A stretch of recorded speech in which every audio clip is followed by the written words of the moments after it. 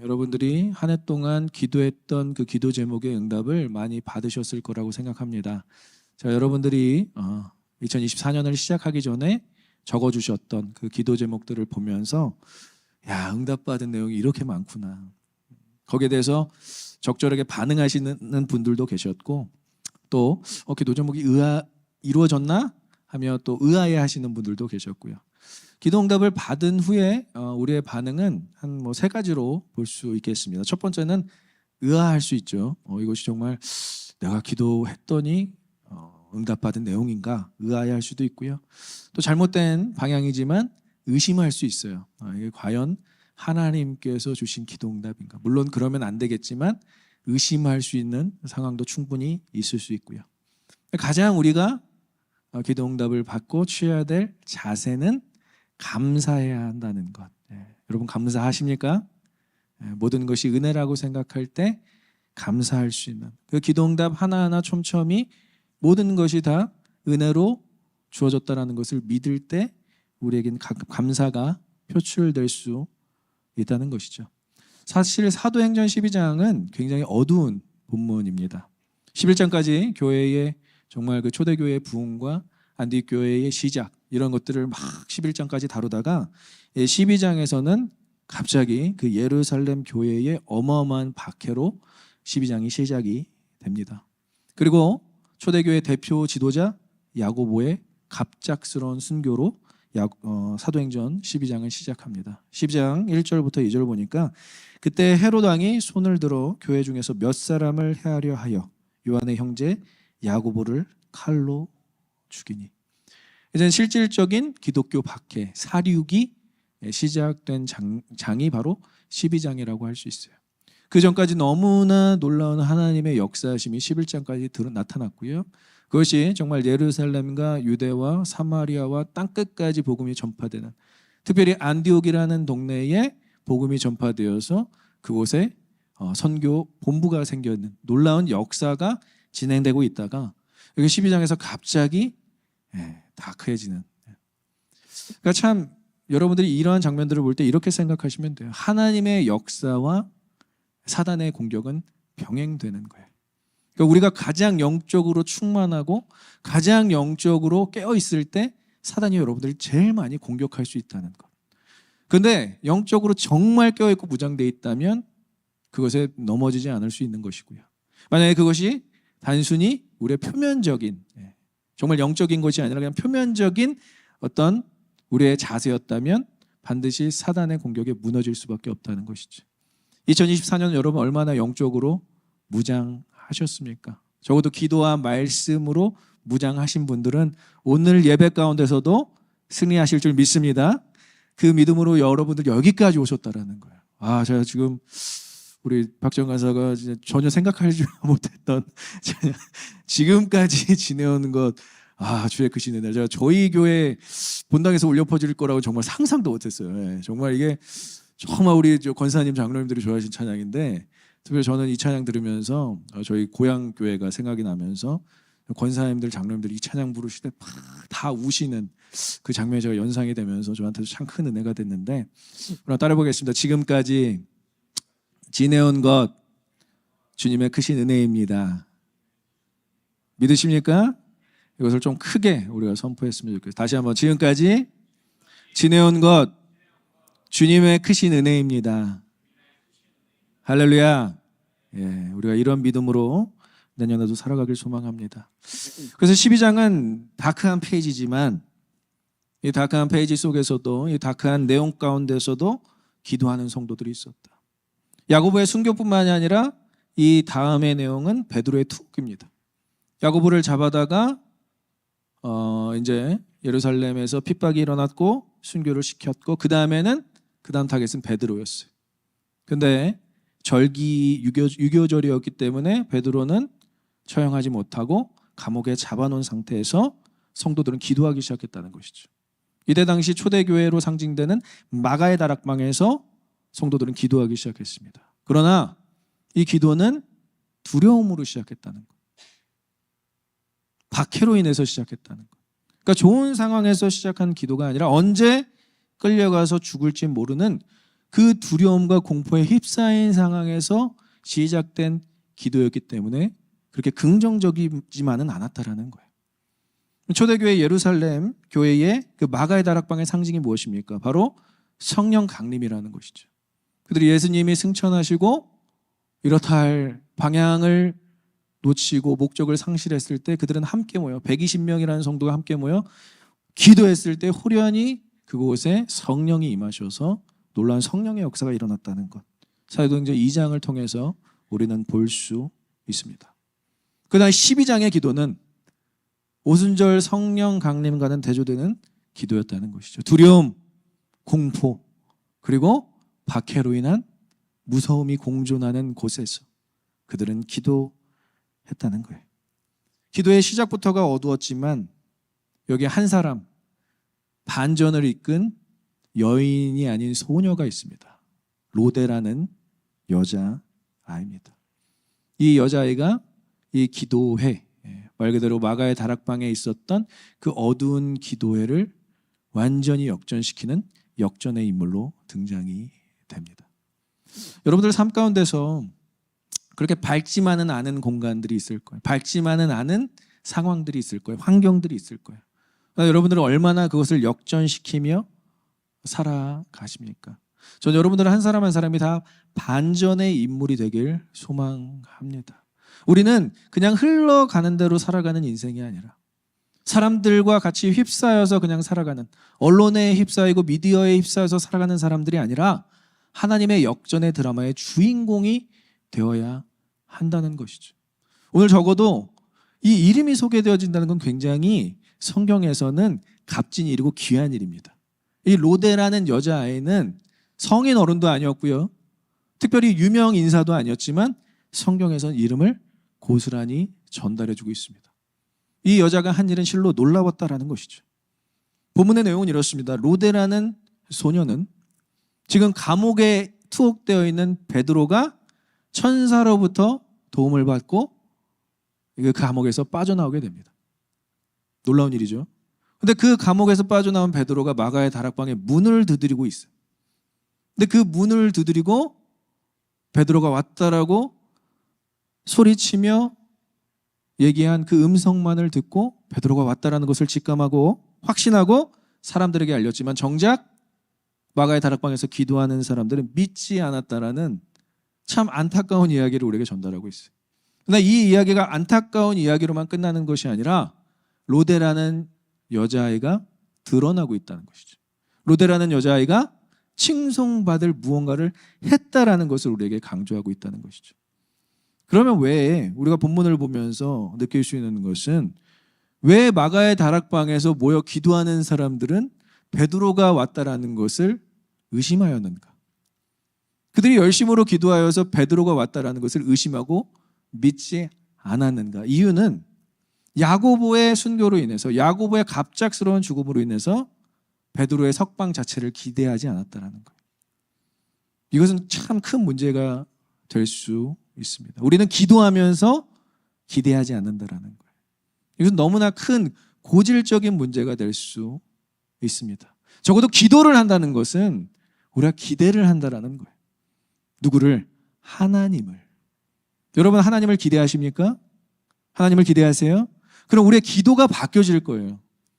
기도가 긍정적으로 바뀌어질 거예요. 하나님 그렇게 하실 줄 믿습니다. 하나님 적어도 내 삶 가운데 한 번도 내 기도에 응답하지 않으신 적이 없으십니다. 당연히 이번에 기도하는 내용도 주님께서 가장 완벽한 타이밍에 응답하실 줄 믿습니다.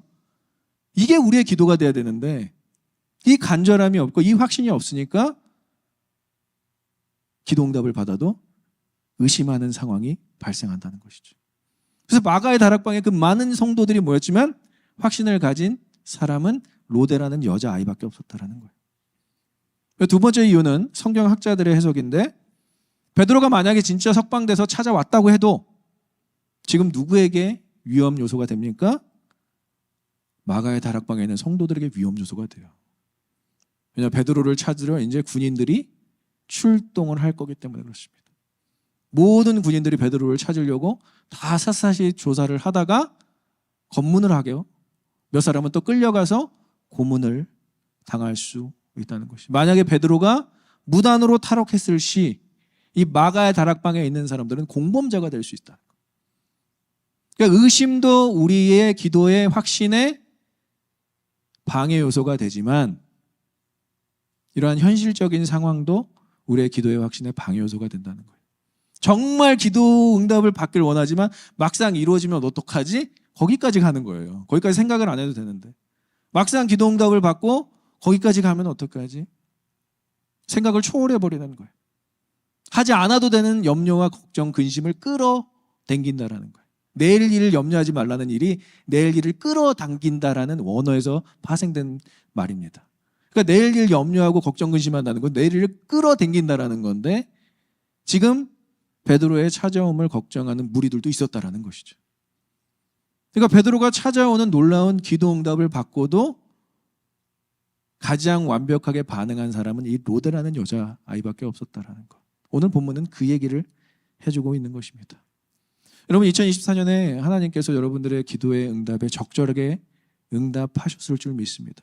그러나 기도 응답을 믿지 못하는 우리의 모습을 오늘 이 마가의 다락방에 모인 성도들에게 우리는 비춰봐야 된다는 거예요. 우리는 과연 어떻게 기도의 응답에 반응을 했는가?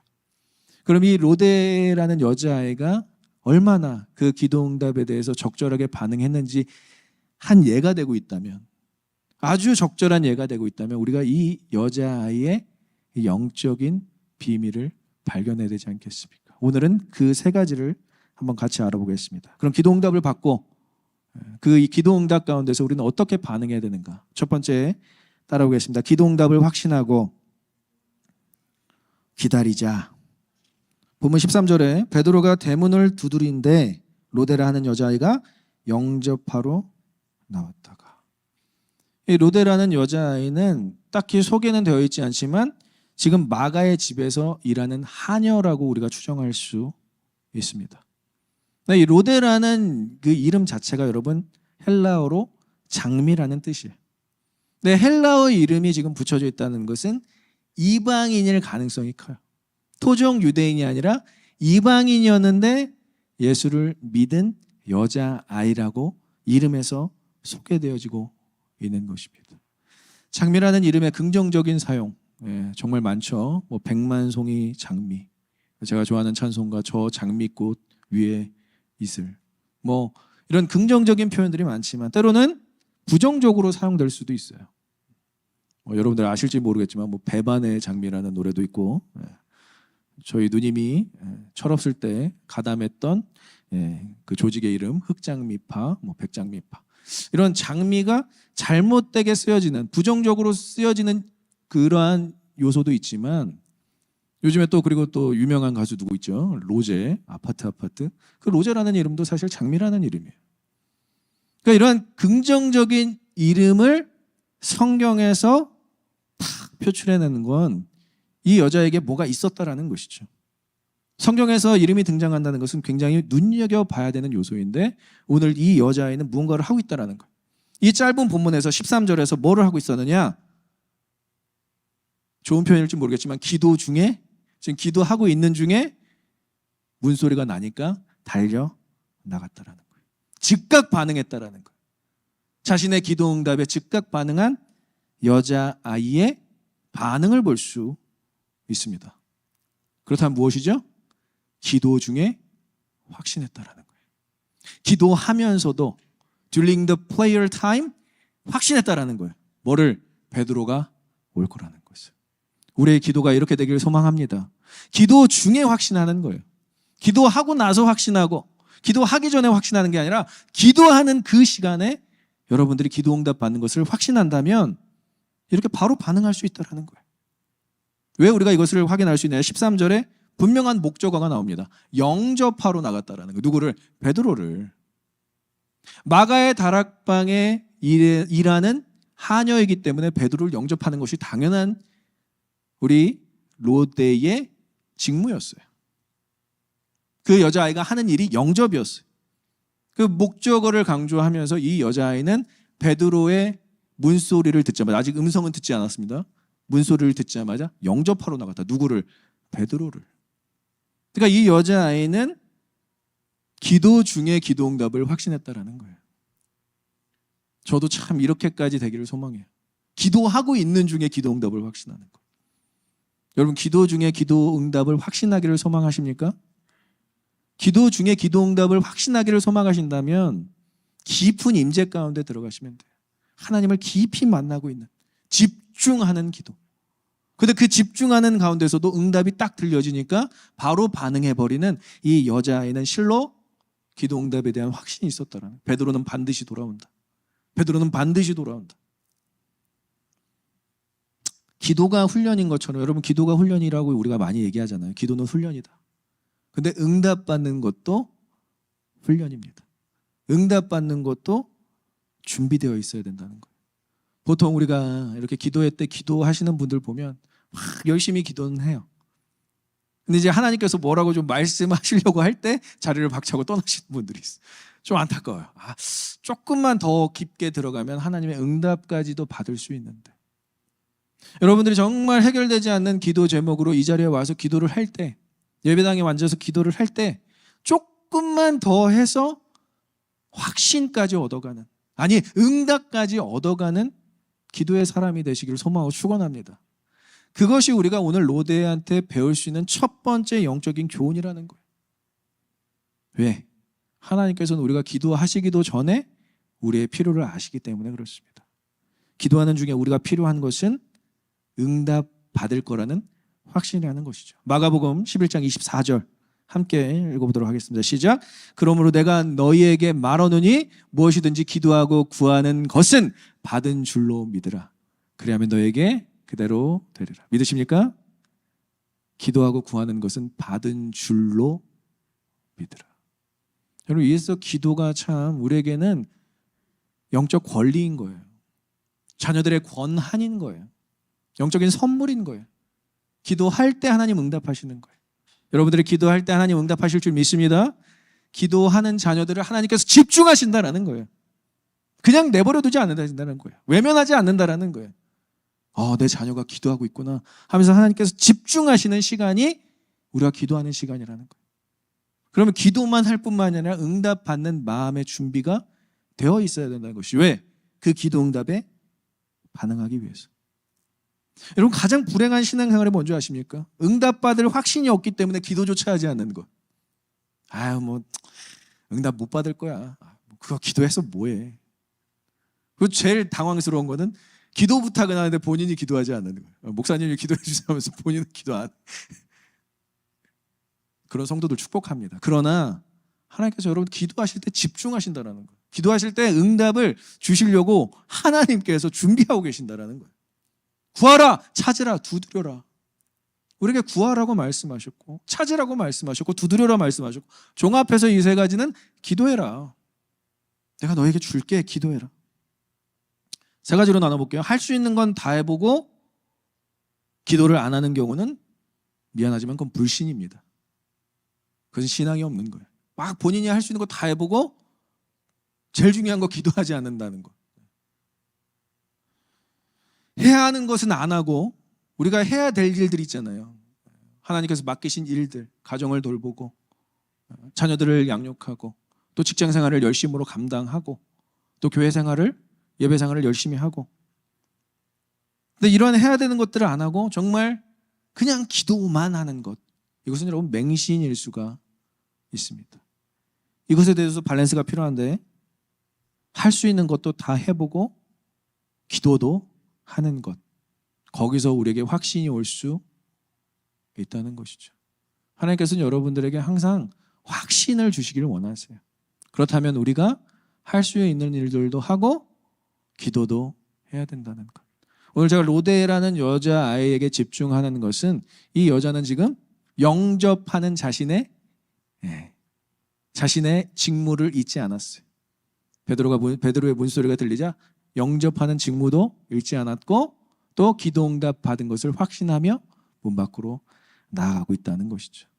이것이 첫 번째 영적 원리가 될 수 있습니다. 두 번째는 따라해볼까요? 기도 응답을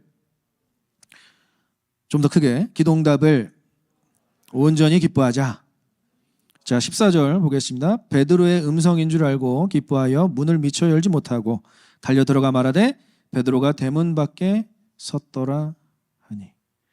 자, 베드로의 음성까지 들었어요. 문소리도 들었지만 베드로의 음성까지 들었어요. 이거는 뭐 의심할 여지조차 없는 기도 응답의 내용인 거죠. 14절에 어떻게 표현되어 있죠? 음성인 줄 알고 알았다라는 거. 기노스코, 야다라는 단어로 완전히 알았다라는 거. 아, 베드로다. 이거는 베드로일 수밖에 없다. 그러니까 본인이 해야 되는 직무까지 잃어버릴 정도로 기뻤다라는 거예요.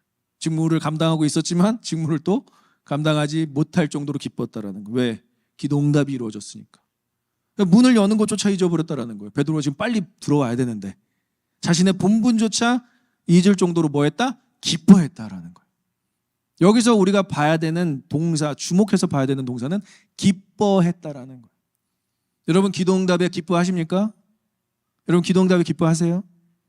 우리에게 이러한 자세가 너무나 필요한데 기도 응답을 통해서 우리가 당장 해야 될 일조차 잃어버릴 수 있는 기쁨이 우리 안에 있어야 된다는 거예요. 그게 뭐냐? 은혜를 누리는 거예요. 하나님이 주신 은혜를 누리는 모습이 우리 안에 있는 것, 그것을 기쁨이라고 할 수 있습니다. 다윗은 이 기쁨의 맛을 알았어요. 이 기도 응답을 받은 기쁨의 맛을 알았기에 그는 평생 기도하는 사람이었어요. 시편의 모든 시가 다 다윗의 것이 아니더라도 정경을 포함해서 외경까지 찾아보면 다윗이 쓴 시가 너무나 많아서 셀 수조차 없어요. 오늘날도 그 시들이 우리에게 도전을 주고 있지 않습니까? 특별히 어떤 자세로 그는 기도했느냐? 시편 116편 1절부터 2절에 함께 읽겠습니다. 시작. 여호와께서 내 음성과 내 간구를 들으심으로 내가 그를 사랑하는도다. 그의 귀를 내게 기울였으므로 내가 평생에 기도하리로다. 아멘. 이것이 우리의 고백이 되길 소망합니다. 음성과 내 간구를 들으셨고 내가 그를 사랑합니다. 근데 거기까지 나아가서 더 나아가 나에게 귀를 기울였으므로 내가 평생에 기도하리로다. 기도의 맛을 알았다라는 거예요. 기도 응답의 기쁨의 맛을 알았다라는 거예요. 그래서 여러분 기도 응답은 은혜로 주어지는 거기 때문에 온전히 기뻐해야 돼요. 이것을 방해하는 요소가 뭐죠? 의심하는 것, 불신하는 것, 불확실해하는 것. 이게 다 기쁨을 반감시키는 요소라는 것이죠. 그래서 기쁨이 소유했으면, 기쁨이 우리 안에 소유됐으면 이것을 절대 빼앗기지 않아야 돼요. 그래서 기쁨은 우리 안에 절대 빼앗기지 않는 것으로 복음서에서 소개되어지고 있는 것입니다. It's not gonna be taken away. 누군가는 빼앗아 가려고 한다는 거예요. 마귀는 이것을 빼앗아 가려고 한다는 거예요. 자녀의 권한을, 자녀의 특권을. 그런데 하나님께서 우리에게 기도 응답을 주시는 첫 번째 이유는 기쁨이라는 거예요. 여러분 2024년 동안 얼마나 기뻐하셨습니까? 저는 다른 게 여러분들을 기쁘게 한다라고 생각하지 않아요. 하나님께서 여러분들에게 응답하시는 그 기도 응답으로 인해서 기뻐하시는 그것이 우리의 자녀됨의 목적과 방향이라는 것이죠. 기도 응답이 이루어질 때마다 하나님 감사합니다. 기도 응답이 이루어질 때마다 하나님 감사합니다. 하나님 더 사랑합니다. 그래서 세상에서 하는 일을 우리가 직무를 잠깐 멈추는 한이 있더라도 응답받는 순간 하나님께 감사하십시오. 그 기쁨을 빼앗기지 않기 위해서 여러분 하나님께 감사하십시오. 왜? 세상의 일은 수고하여야만 소산을 얻을 수 있는 일이라면 기도 응답은 따라해볼까요? 기도 응답은 열매이다. 기도 응답은 열매이다. 기도 응답은 자연스럽게 맺어지는 하나님의 열매라는 거예요. 우리가 수고하지 않았어도 하나님의 섭리에 의해서 우리의 삶 가운데 맺게 되는 열매가 기도 응답이라고 할 수 있어요. 이 료데라는 여자아이와 이 마가의 다락방에 모인 성도들이 이 베드로의 석방을 위해서 뭘 했죠? 아무것도 하지 않았어요. 하나님이 다 하셨어요. 하나님이 다 하셨고 베드로를 마가의 다락방까지 보내셨다면 이 일을 하신 분이 누구시죠? 하나님이시라는 거예요. 저와 여러분들이 적어도 오늘 이렇게 이곳에서 이렇게 건강한 모습으로 예배를 드릴 수 있는 것 누구 때문에 그렇죠? 하나님의 인도하심이 있었다라는 거예요. 그래서 우리는 하나님의 인도하심을 항상 묵상할 때 감사로, 기쁨의 감사로 표출될 수 있다는 것이죠. 한번 우리 하나님께 고백하겠습니다. 하나님 감사합니다. 믿으십니까? 하나님의 인도하심과 하나님의 선하심에 감사할 수 있는 오늘이 되기를 소망합니다. 마지막으로 따라보겠습니다. 기도응답을 담대히 선포하자. 15절에 약간의 컨플릭이 일어납니다. 지금 마가의 다락방에 모인 성도들에게 로데라는 여자아이가 베드로가 왔다. 베드로가 왔어요. 문 밖에서 지금 문을 두드리고 있어요. 문을 열어줘야 되는데 그것을 망각하고 지금 베드로가 왔다라고 지금 사람들에게 선포했어요. 근데 여기서 생각지도 못했던 컨플릭이, 이 15절 때문에 이 마가의 다락방에 모인 사람들의 기도응답에 대한 부정적인 반응을 우리가 읽어낼 수 있는 거예요. 15절 보니까 그들이 말하되, 기도하는 그 무리 사람들이 말하되 내가 미쳤다, 돌았다, 정신이 나갔다, 이 표현이에요. 여자아이는 힘써 말하되 참말이라 하니 그들이 말하되 그러면 그의 천사라 하더라. 여러분, 신앙생활을 하는 사람들이 가장 빠질 수 있는 오류가 바로 이런 거예요. 기도응답을 받았어요. 하나님이 하셨어요. 그리고 그것을 막 자랑하고 선포하고 다니는 사람한테 쟤 좀 오버하는 것 같은데, 저 정도는 아닌 것 같은데, 우리의 신앙을 갉아먹는 행위가 바로 이 엄청난 의심이라는 거예요. 그리고 우리 안에 갇힌 우리의 패러다임이라는, 색안경이라는 거예요. 하나님 요 정도는 하실 수 있지만 이건 못 하실 거야. 하나님을 제한하는 우리의 잘못된 패러다임이 있다라는 것이죠. 그래서 이 15절은 참 컨플릭이 있는 본문이에요. 그러나 저희가 주목해서 봐야 되는 또 동사가 있습니다. 따라해볼까요? 힘써 말하되. 힘써 말하되. 여러분, 기도응답 받은 것을 힘써 말해야 돼요. 기도응답은 나눠야 된다는 거예요. 원어에 가깝게 해서 긍정적으로 주장하다라는 표현이에요. 힘써 얘기한다는 건 주장하다라는 거예요. 더 나아가 확신하며 선포하다라는 affirmation.